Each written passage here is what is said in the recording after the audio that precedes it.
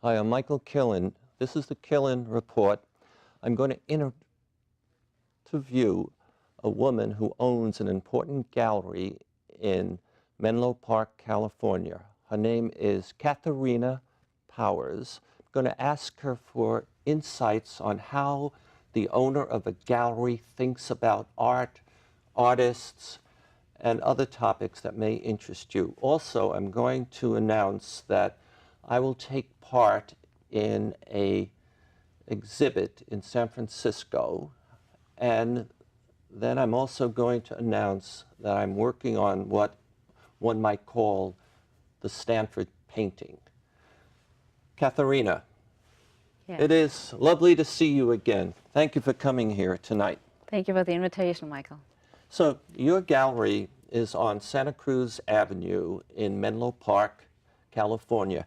And I have noticed something about you. You are adventurous, and you are a go-getter. And later on, Thank we'll you. chat about a little relationship you and I have had. But you come from Germany, don't you? Yes, I am. And whereabouts in Germany did you come from? From the northern part, so Hanover, which is close to Hamburg.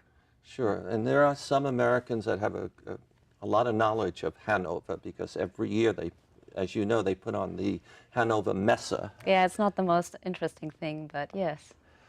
Maybe not to you, but I have gone 10, 12 years in a row. Yes, And I have found it interesting. And you've been in the United States how long? 8 years now? 8 years. And I notice you're a doctor. Yes. Medical doctor? No, I'm a Juris Doctor. What kind? So a Juris Doctor. So I have my PhD in law. Law, okay. Intellectual property law. Intellectual property. Well, in a way, being in Silicon Valley, there's a lot of intellectual property law going on.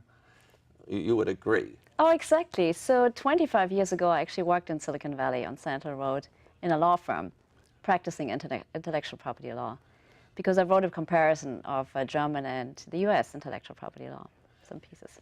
You did an analysis of Yes. the two approaches. It's just patent licensing agreements.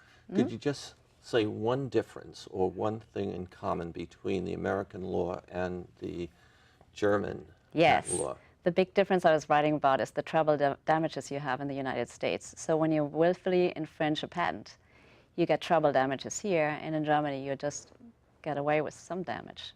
Oh, really? But you don't have to triple it.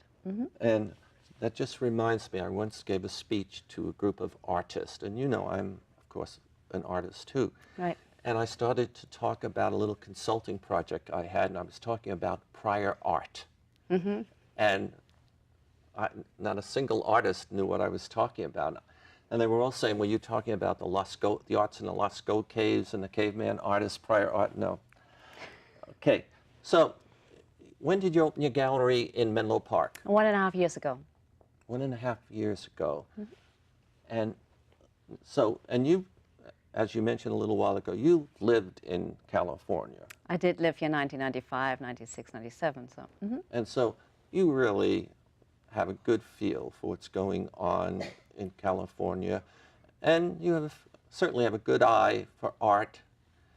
How does the art here, or the buying public Yes.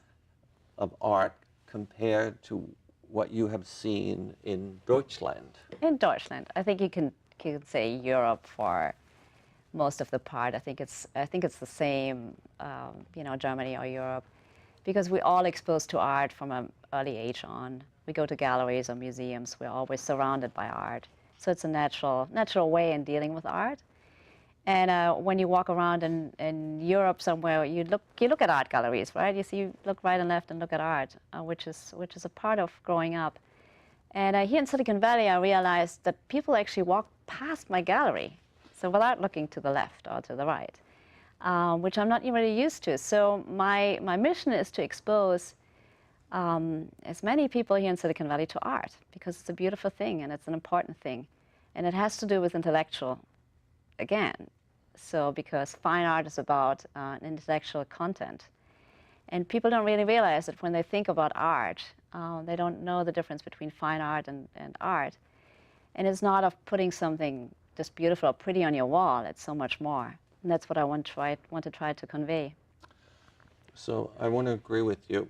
And I've made to Germany maybe 30 trips. And I tended to hang around with executives of, Siemens, Nixdorf, Oh, yeah. Triumph Adlin. I mentioned that to you previously. And I found the German executives and middle-level managers, they had a much greater appreciation of art than a great number of managers and executives at organizations like AT&T, IBM, Sun Microsystems, and others that I have had a lot of experiences with. The Germans, the Europeans are much more appreciative of the value of art, I think, Yes, than right. right here. And it's hard. Now, I do want to say, the higher level executives and professors that I meet at Stanford Yes. or some of the companies I hang around with, the state of California, the higher level ones are usually more developed than your regular managers who might be making $250,000. So, they're not kids. They have a great appreciation of art, but it's Silicon Valley does not have a lot of your engineers who are making very good money having that appreciation. Why is art good for the brain? Oh, good for the brain. Well, it stimulates the brain in a different way, obviously. Very different than if you sit in front of a computer screen and look at this. And one of my mission was that when I start the art gallery here in Silicon Valley, I knew I had a very, very different group of people I want to attract to art, and I want to actually educate about art. It's more about education. And I'm not tailoring my art gallery or the artists I'm picking, to give them what they like to see. So, for example, I had an exhibition about iPad art, and it wasn't my favorite, and they loved it. They thought iPad art is great to bring in the gallery. What kind of art? iPad art. What's that? So iPad. Yeah, like, so you sure. draw on your iPad with an app, different apps. And I had some British artists because, David Hockney brought iPad art. I made it public and made it at something which is fine art. And I had some fine art artists who were painting on the iPad, with their brush you're getting, or the pen you have. And they thought it was cool, and everybody thought, that's really, really good. And I didn't think that was really interesting because I want to actually show them that oil paintings, which are fine art and have a meaning, so have a story behind, have an intellectual content, that this is what's important. When you look at art and have a piece of art or choose a piece of art for your wall, you want to have something meaningful there, not something abstract, pretty, which, is colorful, but which doesn't have anything to say. So I want them to think about it. So their brain has to work, right? I want them to really, really think, do you like it or not? And art is very subjective. So I'm showing art which I like, and maybe they like it, maybe not. But I'm always showing something they have to think about. Yes, and so I would just like to share about my experience building the brain. Right. As you know, I look at certain phenomena like greenhouse gas emissions or women's rights, human rights, or or loneliness or remembrance of things past. And to be able to paint those topics, one must think Yes. a lot. And now, I have written math books and computer science books. There is a certain kind of thinking needed to make them. It's a different kind of thinking to make art. I know being involved with art has increased my mental acuity, and it has greatly enriched my life. So I find it very interesting that you obviously want to show and sell and make available to the art-buying public art that helps people think and take their minds to new places which I think enriches people's lives. Yeah, I agree. So you want to expand the brain, right? You want to expand the imagination they have. And it's actually the opposite of the algorithm. Everybody's coding, and thinking about the algorithm, which narrows you down, which is totally the opposite of what I want to do. I want to, broaden the horizon. I want to really waken them up. And it's like, look, this is what you get. Because I think the worst thing about the algorithm is that it narrows us down. And if you do searches on the internet, and the next day you look at your computer, and you get some proposals of what you should buy, I think that's just so the opposite of what you should do. You should wake up and it's like it's a new day. I don't want to see what was yesterday's proposal. So it's something you want to expand. Yes. Mm-hmm. Okay. So I want to expand on your comment about the algorithms. Mm-hmm. Yes. A coder, a systems analyst, or whatever, works and works making an algorithm. Yes. And that is a creative process. Sure. It really is. And then they finish it. But then I think what you're talking about possibly is you and I, we get on our computers and we type something, and all of a sudden we don't know it. An algorithm is taking our request, our data, and going through thousands of little steps, hundreds of thousands of steps, and giving us something, and that's pretty... Which we don't really need anyway. Well... Yes. Yes.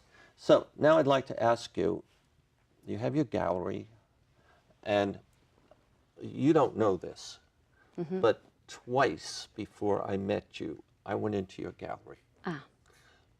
I run away from galleries that have, let's call it, designer art. Yes. Retail art, commercial art. Yeah.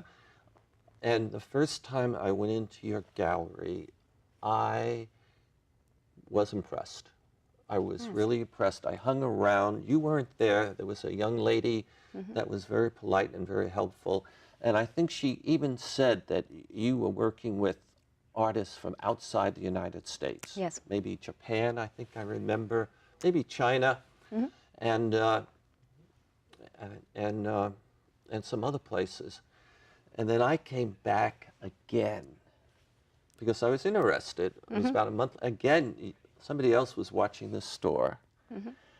And then by accident, I really bumped into you the third time. Actually, I went to, as you know, I went to buy sneakers across the street, and I saw your door open and went in, and I'm so delighted we had an opportunity to meet. And I think we should tell the story. Yes, we can. So Michael comes into my gallery, and it's a Wednesday, and Wednesday is my day when I meet artists. Tuesday. Was it a Tuesday? Yes. Well, I had an artist there. One of my French artists is there. And you're right. So just it's a global art gallery, meaning that I get artists from all around the world. I invite artists for my artist in residence program, which I have up in Napa Valley, and I have them produce art for the art gallery.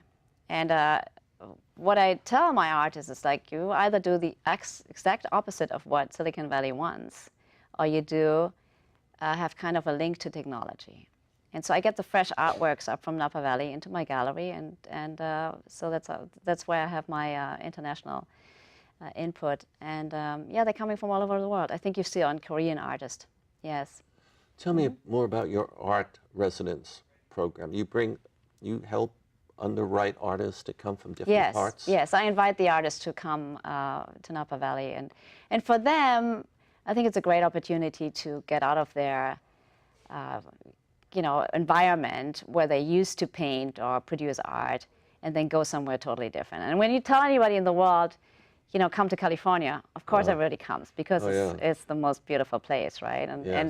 And for them, it's a great opportunity to have an art show in a different country and produce the artworks there. So do you have some property up there? Yes. A house? Yeah. And how long does an artist come? Between 4 and 6 weeks. That's probably So if I wanted to do a residence program at your place, would I be... No, you can't. You're not international, Michael. I am very international. Well, yes. No, they have to come from a different country. A different state is fun. I had a Native American artist from Santa Fe, New Mexico, which was great. I had somebody from New York. And but mostly it's for people from other countries to give them a different culture too. You know, my Sure. artist from Korea, he was a young guy. He was 22, and he was up in Napa. He came there, and he couldn't produce anything for the first 10 days. And we all got nervous, like, is he not doing anything? He got a culture shock, right? Yes. And then he was completely prolific and produced the most wonderful pieces. Yes. Takes a while. The name of your gallery is Art Ventures Gallery. How did you Yes. come up with that name? All right, so one of my artists said, you know, art is an adventure, which is right. For them, it's an adventure. And they say they can produce the best pieces of art when they travel because they have their memories still. So traveling is a big point for the artist. For me, I see it from a different point of view because I was a lawyer and I had my own business before. And it's kind of, everybody has the venture name here in Silicon Valley. And art is like a venture too. So you either have artists who are going to become famous or you don't.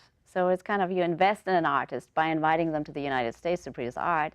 You put the pieces in the gallery and you don't really know, are they going to sell or are they not going to sell? So that's the venture part, which I like. That is interesting. So at this point, so again, Art Venture Gallery, and I love your address, 888 Santa Cruz Avenue. Yes. That's the the lucky number in China, the 888. Yeah, 888 Santa Cruz Avenue. I have 333 in my street address, and I think I'm lucky to have that. So I also now would like to mention for our viewers that on October 16th at the First Unitarian Church in San Francisco in the Stark King room, which is a really good room, I'm going to show 9 of my major paintings. And behind us is a print, a small print of my painting Sustainability. And that'll be one of the paintings that's on the display. So But what else are you showing there? the feature painting Yes. is the painting that opened first at your gallery. Oh, I know that very Exactly. well. Yes. Exactly as I remember, 1 week after you and I made a deal to show it. Yes. And That's my way in getting artists in, which I really, really like to show. I had not finished the painting Yes. when you and I made the deal. Yes. And I had to work 4 hard days with very little sleep to finish the I know. painting. Sorry about that. Yes. That's and I'm like that. And I would like my team over here, my team of 1,000. Would you show the painting that I just spoke about? It's called Safeguard California. And this painting opened up first again at no, not that painting, the multicolored one. That's it. This is a 20, you can look at it if you like, 20-foot That's me. Yeah. painting, 20 by 6 foot high painting. It's called Safeguard California, and it's inspired by 4 what I call principles. Principles are things we refer to help us act wisely, and they are adaptation, mitigation, resilience, and sustainability. I hope I didn't repeat any of those. Adaptation, mitigation, resilience, and sustainability. Those were the 4 ideas that I built this painting on. And for mitigation, I tapped into the greatest character in the history of great literature, at least I think he's the greatest, Don Quixote, and he represents mitigation. He was willing to go out and fight the great threats and minimize them of his time. So that's going to be the feature painting. And by the way, the young woman standing in that photo, Yes. that young woman was you. So that's going to happen. That event is going to start on October the 16th at the First Unitarian Church in San Francisco. It's going to go for a little over a month. And the reception, and I hope you get to go, the reception is going to be on Sunday, the 28th of October at 1:30 to about 3 p.m. So what else are you showing? What other paintings on there? Well, I'm going to So show... it's all about climate, right? Climate change. Oh, yes. Oh, the name of the event is Yes. Michael Killen's Art, Climate Change. Let's see. And all 9 paintings will be inspired by some aspect of what's happening with the climate, what's causing it, how we can tell that it's happening, and some of the solutions. And some of the paintings I'm showing, besides a 24-foot painting sustainability, a 24-foot painting resilience, I'm also showing water, water everywhere, not a drop to drink. I'm showing Gone with the Wind is the electric grid. Right. And ocean acidification, and a few others. And So most are about the California climate goals, right? the painting started out by being focused on interpreting, as part of the project, California's climate change goal number 6, which is Safeguard California. But as I was making the painting, I decided that this is more than California's climate change goal number 6. It's about safeguarding civilization, and you know, I'm a believer that all of our actions today, we should say, is this a good action to be adaptable? You know, should we buy a house where we don't have to worry about being adaptable? You know, that we don't have to worry about the storms and the floods washing us away. And sustainability, it's about everything we do today in building a new legal network or whatever. Will it be sustainable, considering how fast the environment or things are moving, and not just climate change, but other things? Do we have redundancy and all that? So, Very important subject. I'm glad you're doing it. I think you're one of the only artists who is really taking care of that subject matter. yes. So now I am working on another painting, and I call it right now the Stanford Painting. And it'll have leadership in it and a few other title things in it. I'm not ready to articulate the fullness of it, but Stanford invested almost $500 million a few years ago to take a certain technology that's not that popular, and they built a brand new energy system based on this. Stanford has, I think, 800 buildings. I think a good percentage of them now are heat and cooling is provided to these new buildings. And this new technology in Stanford's approach has allowed them to become a leader now in reducing as an example of how to reduce greenhouse gas emissions and significantly cut costs. And so when are you going to show that painting? I would like to finish it this December, but I don't want to have a heart attack. Yeah, I don't want to keep getting up at 4:30 in the morning like or you did 4 last o'clock. time, yeah, for the gallery. I'd say January.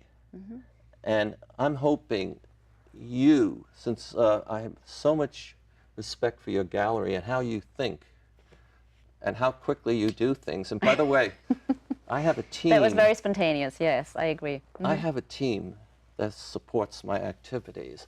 And when they heard about your schedule that you imposed on me, they were saying, Michael, this woman is going to run you ragged. I mean, I run them ragged. But I have a photo, so I hope your gallery... I love to show it, you'll be no the matter when first. it's done. You'll be the first, don't take and too then long. I'll let Stanford have it, too. I think Could that's we good. see the other painting and that other photo, and that's the one you showed a little while ago? This is as far as I've gotten in the painting. And I want to say this painting is very difficult. Working with circles. There are problems in working with a circle. And this painting, because of the phenomena I'm dealing with at Stanford, Yes. it has 2 circles. You know, this is a 15-foot painting, And neither one is like prior art, and the other one is like the new system. And they don't connect easily. And I've been working with circles is very difficult. You know, like, let's take this painting. This painting, it was easy to move everything along, but when you get stuck with one particular painting. Yeah, you so get stuck with now I have 1,000 people working here on this, supporting us. Are you going to show us the first photo? Because I'd like to Tell show... us about the circles. So what's so difficult with the circles? The difficult of the circle is to connect them. It's closed. Yes. The lines are closed. Yes. And the phenomena that I'm involved in Yes. has heat going up. I cannot use the heat or the greenhouse gases to move to the second circle. Okay? All my paintings flow, and they're like books. You know what? Maybe you shouldn't make them as big as the 24. I should do what? You shouldn't make it as big as the other paintings. So you're only dealing with 2 circles and not 6. I should make it 20 feet? No, not that big. Maybe just a little smaller. You figure it out, you know. Okay. All right, so we're having a little trouble finding that piece of art, but my editors, when we get the show tomorrow, will put that in. I see that. And so I am coming over to your gallery sometime next week, because I'd like to see the new art that you have. Yes. And I'm not thinking about going to other people's galleries, because I like art that makes me think. Good. And yes. So I'm going to... Well, so, yeah, there's always something to think about, right? And there's always an artist who is pioneering in something, so is trying to get on a new field of art, too. And that's what makes it interesting, too, right? It's not only just to make it, to progress it, you know. And sometimes we're also activists in the gallery. You know, I had an artist who's melting weapons into art. I mean, that's something that's a statement already. So it has to make a statement, some kind of, and it usually does. Yes, so we're getting ready to close. My guest is Dr. Katharina Powers from Art Ventures Gallery in Menlo Park. I'm Michael Killen, and I just want to say, even though you are so fast mover and shaker, I can keep up with you. Again, thank you, ladies and gentlemen. I'm Michael Killen in Menlo Park, California, and I'm an artist, but tonight I'm a TV talk show host. And would you like to add something? It was a pleasure to be here, and I hope we can move art forward in Silicon Valley. Yes.